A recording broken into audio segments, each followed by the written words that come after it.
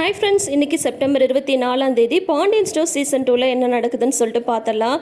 பாவங்க மயில். ஆனால் மயிலை பார்த்தாலும் நம்மளுக்கு கொஞ்சம் கஷ்டமாக தான் இருக்குது. இருந்தாலும் அந்த வாய் இருக்கே வாய், அதுதான் அவங்களுக்கு வினையாகவே வந்து முடியுது. மீனாவும் ராஜு என்ன சேர்த்துக்க மாட்டேன்றாங்க. நான் ஆரம்பத்தில் இவங்க போய் மாமனார்கிட்ட நல்ல பேர் எடுக்கிறேன்னு சொல்லிட்டு அவங்கள போட்டு போட்டு கொடுத்தாங்கல்ல, அதனால் இவங்களை பார்த்தாவே அவங்க கொஞ்சம் பயப்படுறாங்க.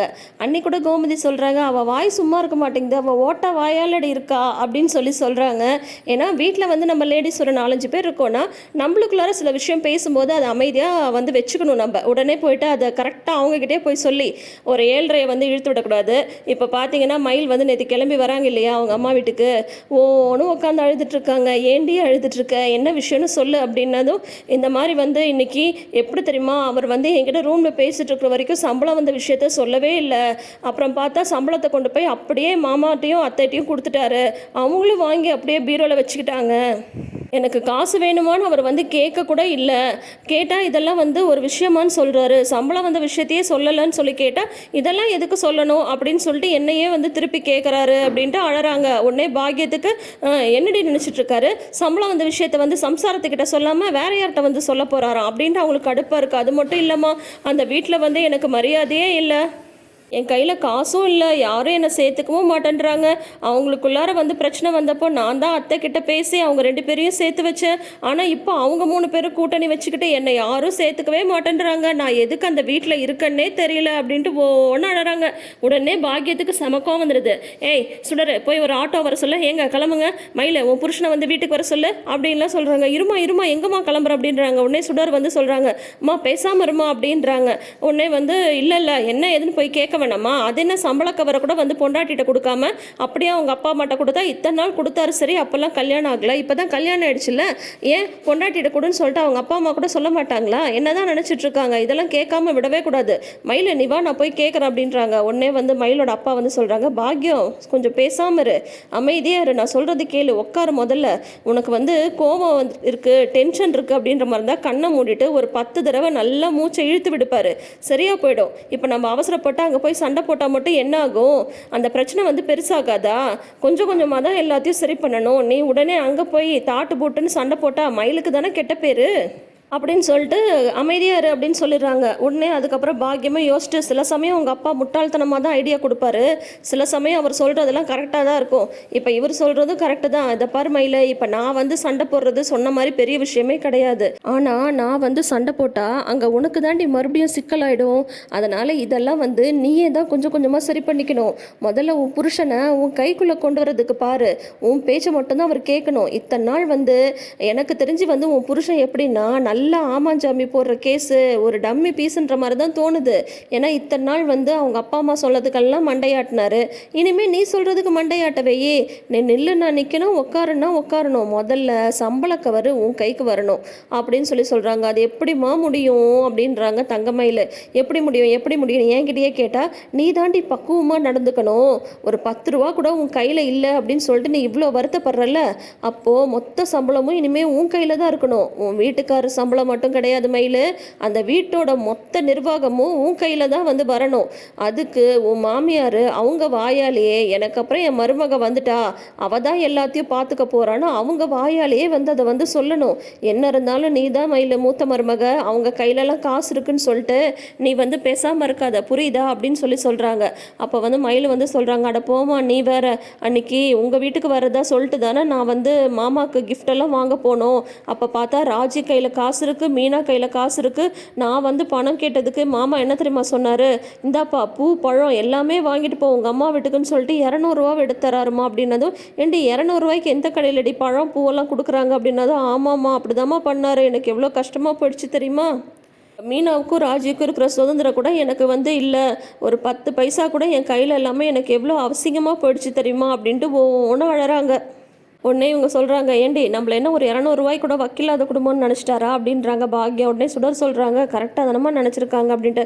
அட நீ வேற ஒரு பேசாமல் இரு அப்படின்னு சொல்லிட்டு அப்புறம் பாக்யா வந்து சொல்கிறாங்க, இதை பாரு மயிலு, நான் சொன்னதுக்கெல்லாம் இதுதான் ஒரே முடிவு என்னன்னா, நீ அந்த குடும்ப நிர்வாகத்தை கையில் எடுக்கணும். அதுக்கு மெல்ல மெல்ல முதல்ல உன் புருஷனை கைக்குள்ளே போட்டுக்கிட்டு உன் மாமியாரை உன் கையில் போட்டுக்கோ. அப்போ தான் பார்த்தன்னா வீட்டு நிர்வாகம் ஃபுல்லாக உன்கிட்ட வரும். இப்போ நீ சொல்லி வருத்தப்படுறல, மாமனார் 200 தான் கொடுத்தாருன்னு சொல்லிட்டு, நாளைக்கு அதே 200 உன்கிட்ட வாங்குறதுக்கு அவர் உன் முன்னாடி நிற்கணும்.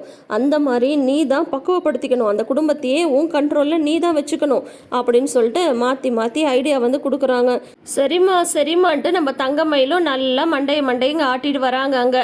அதுக்கப்புறம் இங்கே பார்த்தீங்கன்னா கிச்சனில் மீனாவும் ராஜுவும் வேலை பார்த்துட்டு இருக்காங்க. அப்போ தங்கமயில் நீங்களே எல்லா வேலையும் முடிச்சிட்டிங்களா, என்னை கூப்பிட்டுருக்கலாம்ல அப்படின்னு கேட்குறாங்க. உடனே இல்லை, ஒரு 4 பாத்திரம் தான் இருந்தது, அவ்வளோதான், அதுக்கு எதுக்குக்கா, அதான் நாங்களே செஞ்சுட்டோம் அப்படின்னு சொன்னதும் தங்கமயில் சொல்கிறாங்க, இந்த மாதிரி மாமாவோட பிறந்தநாளைக்கு கிஃப்ட் வாங்கினதோட அப்படியே நிற்கிது, நம்ம அதுக்கப்புறம் அதை பற்றி பேசவே இல்லையே அப்படின்னு சொன்னதும் ஆமாக்கா அப்படின்னு சொல்கிறாங்க.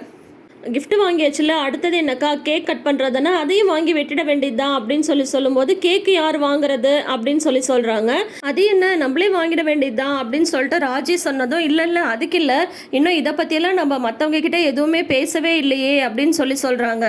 ஆமாம், அவங்கக்கிட்ட நம்ம சொல்லவே இல்லை, சொல்லிடலான்றீங்களா அப்படின்னதும் உடனே தங்கமயில் சொல்கிறாங்க, ப்ளீஸ் நான் சொல்கிறேனே, எனக்கு அப்போ தான் ஒரே பெருமையாக இருக்கும் அப்படின்றாங்க. ஐயோ எவ்வளோ ஆர்வமாக இருக்கீங்க, நீங்களே சொல்லுங்கள், ஒன்றும் பிரச்சனை இல்லை அப்படின்னதும் எல்லாரும் மாடியில் தான் இருக்காங்க, சரி நம்ம மாடியிலே போய் இதை பற்றி பேசலாம் அப்படின்னு சொல்கிறாங்க.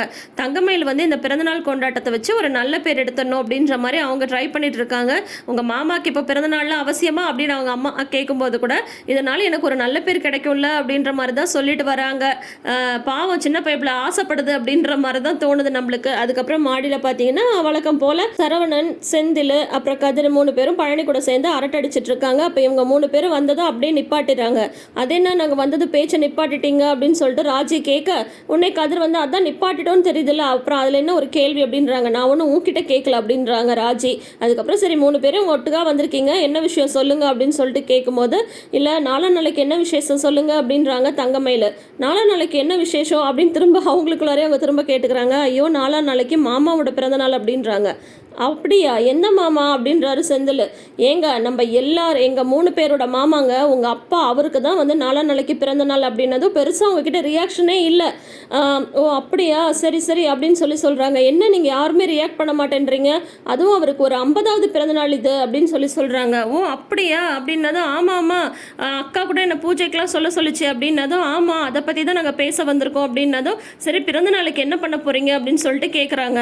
பிறந்த நாளைக்கு என்ன பண்ணுறது அப்படின்னு ஒருத்தர் பார்த்துக்கிறாங்க. அதெல்லாம் இந்த வீட்டில் எதுவுமே நாங்கள்லாம் பண்ணதில்லை, எங்களுக்கு பிறந்தநாள்லாம் கோயிலுக்கு போக சொல்லுவாங்க, நாங்கள் போயிட்டு வருவோம், மற்றபடி அப்பாவோட பிறந்தநாளுக்கெல்லாம் அவரெல்லாம் கண்டு கூட மாட்டார் அப்படின்னு சொல்லிட்டு கதிர் சொல்கிறாங்க. அதுக்காக நம்ம அப்படியே விட முடியுமா, இது 50வது பிறந்தநாள், அவருக்கு கேக் கட் பண்ணி நம்ம கிஃப்ட் எல்லாம் கொடுக்க வேணாமா அப்படின்றாங்க மீனா. ஐயையோ மச்சாங்கிட்ட இதெல்லாம் சொல்லி யார் அடி வாங்குறது அப்படின்றாரு பழனி. அதுக்கப்புறம் செந்தில் சொல்கிறாங்க, மீனா சொல்கிறது கரெக்டு தான், நார்மல் பிறந்தநாள்னா பரவாயில்ல, 50வது பிறந்தநாள் அப்படின்னு சொல்லும்போது அதுக்காக நம்ம ஏதாவது ஸ்பெஷலாக பண்ணணும்ல அப்படின்னதும் சரி அப்போ எங்களோட நீங்களும் சேர்ந்துக்கிறீங்களா அப்படின்னு சொல்கிறாங்க. அப்போ கிஃப்டெல்லாம் யார் வாங்குறது அப்படின்னதும் நீங்கள் அதை பற்றியெல்லாம் ஒன்றும் கவலைப்பட தேவையில்ல, அதெல்லாம் நாங்களே வாங்கிட்டோம் அப்படின்றாங்க. ஏன்னா கிஃப்ட்டுக்கு காசுக்கு எங்கே போகிறது, அப்பாட்டியே காசை வாங்கி அப்பாக்கே கிஃப்ட் தரதா அப்படின்ற மாதிரி அவங்க யோசிக்கிறாங்க. உடனே இவங்க சொல்கிறாங்க, கிஃப்டெல்லாம் நாங்கள் வாங்கிட்டோம் அப்படின்னு சொல்கிறாங்க. என்ன கிஃப்ட்னு கேட்கவே, அதெல்லாம் சர்ப்ரைஸ், நாங்கள் சொல்ல மாட்டோம் அப்படின்னு சொல்லிடுறாங்க. அப்புறம் கேக் மட்டும் வாங்கணும் அப்படின்னது அதெல்லாம் வாங்கிடலாம் அப்படின்றாங்க. அதுக்கப்புறம் இந்த விஷயத்தை பற்றி மாமாக்கு, அத்தைக்கு, அரசிக்கு 3 பேருக்கும் தெரிய வேணாம், அத்தைக்கும் அரசிக்கும் தெரிஞ்சால் அவங்க மாமாட்ட சொல்லிடுவாங்க அப்படின்ற மாதிரிலாம் இப்போ குடும்பமாக சேர்ந்து இவங்கெல்லாம் பிளான் பண்ணிட்டு இருக்காங்க. இதோட இன்னைக்கு பாண்டியன் ஸ்டோர்ஸ் முடிச்சிருக்காங்க. ஸோ இப்போ அடுத்தடுத்த நாட்களில் பார்த்தீங்கன்னா பாண்டியனோட பிறந்தநாள் கொண்டாட்டம் வரப்போகுது. அதே சமயம் அங்கே பார்த்தீங்கன்னா வடிவுக்கு உடம்பு சரியில்லை இல்லையா, அவங்கள டாக்டர் கிட்ட போக சொல்லி அப்போ தான் சொல்லிட்டு இருக்காங்க. ஆனால் நான் போகலன்ற மாதிரி அவங்க சொல்லிட்டு இருக்காங்க. யாருக்கு உடம்பு சரியில்லையோ அவங்களே போகட்டும் அப்படின்னு முத்துவேல் சொல்லிட்டு இருக்காங்க. முத்துவேலும் வடிவும் ஒருத்தருக்கு ஒருத்தர் பேசிக்கிறது இல்லை. அப்போ பார்த்து சக்திவேலுக்கு ஒரு ஃபோன் வருது. என்னன்னு பார்த்தீங்கன்னா பொண்ணு வீட்டுக்காரங்க நாங்கள் வரோம் மாப்பிள்ளையை பார்க்க அப்படின்றாங்க.